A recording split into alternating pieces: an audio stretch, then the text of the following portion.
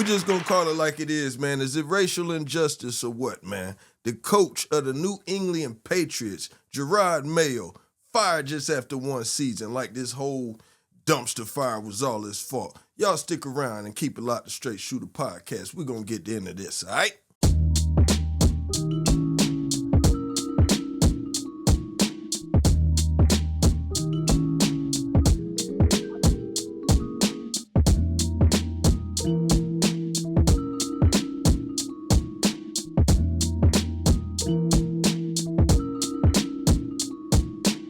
All right, bet. Y'all know the time and the place, man. It's your boy Swift Dallas, a.k.a. 16-Pad Killer. You tuned in to Strait Shoota Podcast on Maschine Mafia TV. This right here is a safe place for unbiased opinions based on facts, where we give it to you straight with no chase, all right? Do your boy a favor, man. Hit that subscribe button, hit that like button, and make sure you click that notification button so you stay in the loop each and every time that I drop one of these videos, all right? So, yeah, like I said, once again, man, we got Jerod Mayo Sr., born February 23rd, 1986. Brother played, well, he's from Hampton, Virginia, but we all know he used to play for the New England Patriots. And recently, just last year, after the great Bill Belichick retired, shout out to Bill Belichick, the new coach of our UNC Tar Heels, Chapel Hill, let's get it.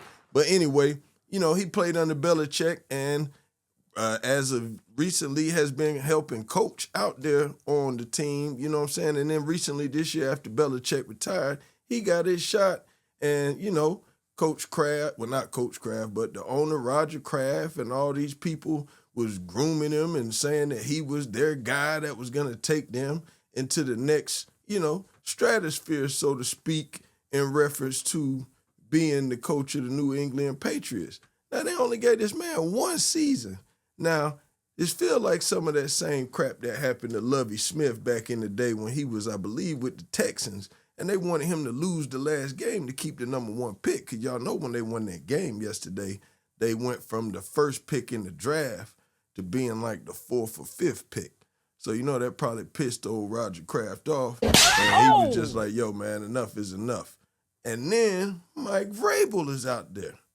So, you know, sound like some tampering might have been going on. Who's not to say that after Mike Vrabel went and had that interview with the New Jersey Jets, old Roger Kraft, we already know he's slick because we done caught him in a scandal or two that he somehow wiggled his way out of. But that's neither here nor there. To make a long story short, you know, after a great game, you know, the Coach Mayo, you know what I'm saying, he had a great game the other day. So, you know, shout out to Mayo. I want y'all to hear his press conference, how he represented for his team and his squad, and let y'all know how he felt after winning the game. Do you expect to be back next year? Do you feel like you deserve to be back next year? For me, it's all about just this game. You know, to go back to the start, it's all about this game, and we'll talk about that tomorrow. What would you say to fans that are upset that today's win prevented you guys from getting the number one overall pick? Look, anytime we step foot, and I've said this over the past couple of weeks, as a player, as a coach, we always want to go out there and win. Y'all just don't want to believe the truth. We didn't see July Tavai play the first quarter. Was that disciplinary for his comments? Look, we went into the game with the plan, and went out there and executed. So. Jerod, over here. What went into the decision to sit Drake May after the first series? It was my decision. That's stupid, guys.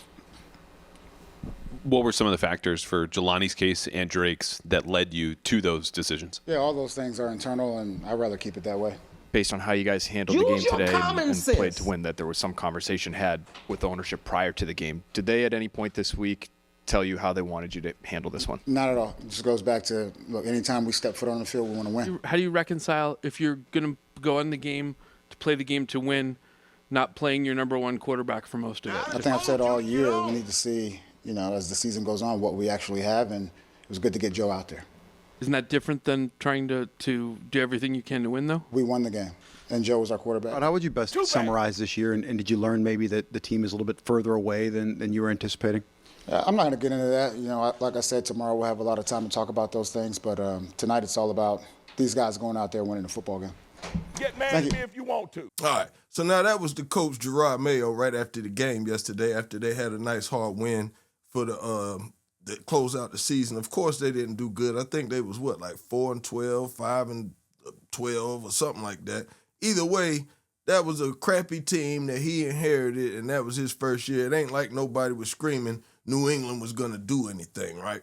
So now, immediately after the game, I'm talking about, I don't even think the man took his sports-issued equipment off yet. He got fired.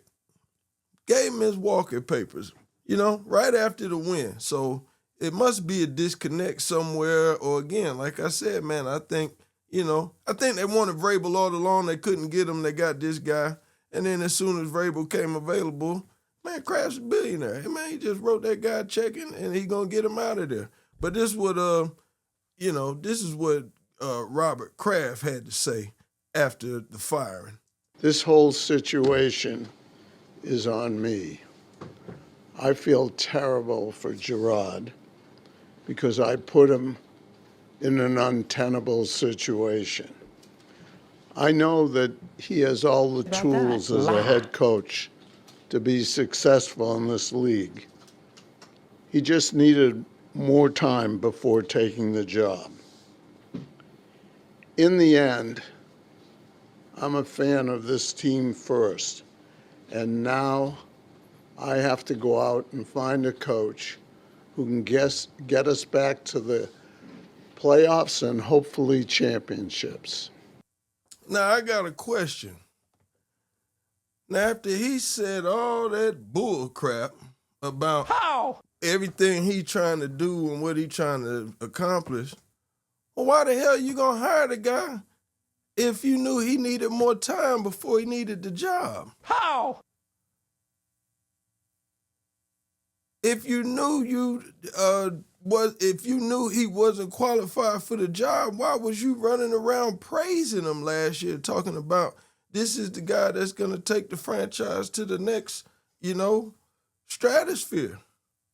Use your common sense. The writing's on the wall, man. You went and seen Vrabel go interview for that job over there with where he went and interviewed with the Jets, and you said, nah, ain't no way I'm going to have to play my guy twice a year that won me 3 Super Bowls.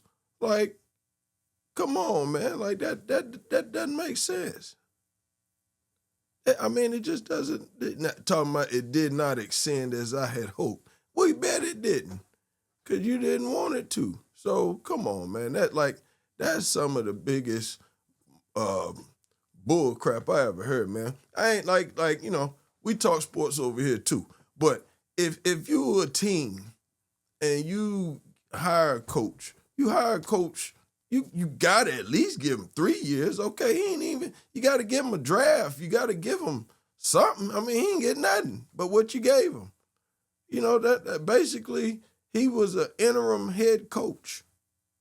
Well, I tell you what, I don't know, and I don't know how much his contract was, but I promise you this: if it was me, I'd make sure they paid me every dollar that whatever that thing say on that contract. I want every penny.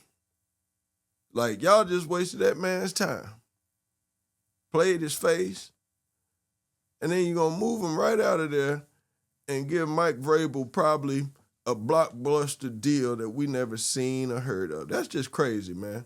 And then y'all wonder why black people be getting so damn mad all the time, because we got to sit back and use your common look sense. at stuff like this. Y'all just don't want to believe the truth. And a lot of you just sit back believe it. and act like we playing games, but we ain't playing, man. Like, I mean, come on, man. Come on, man. Brian Daboll still got his job. They suck. Like, what's going on up there? This year 3. We ain't seen nothing from them since, matter of fact, what's this, year 4? We ain't seen nothing from them since Danny Dimes, the whole team gone. Except for him. Hey, man, we just got to call it what it is, man. This whole thing stinks. It's a bunch of bull crap.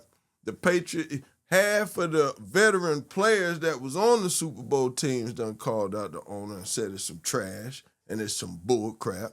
He know what it is. And it's up for me, the people's champ, you know what I'm saying? I got to come through and call his ass out. That's what we do. We give an unbiased opinion. Now, hey, right is right, wrong is wrong, and the writing all over the wall, this doesn't pass the smell test, this doesn't pass anything. This is just bull crap. I hate it for hey, y'all should have listened to Benzino now. Shout out to Benzino. He told y'all that Boston was, some nasty people up there, But I got love for Boston too, you know what I'm saying? Dorchester, all that, all the places, shout out to them. I've been around there. So, but yeah, that's what it is, man. Y'all put it in the comments, man. Tell me what y'all think, man. How y'all feel about Roger Kraft doing Rod Mayo like that, man? Y'all know that's wrong. He know he wrong. He know he wrong. Like, he know he wrong. Like, that don't even make no sense, man. But, I just want to give y'all a little something, man. About to go bust another move or two, man. I'll be back in the spot a little bit later, but y'all know how we rocking, man. The Strait Shoota Podcast. Let's rock.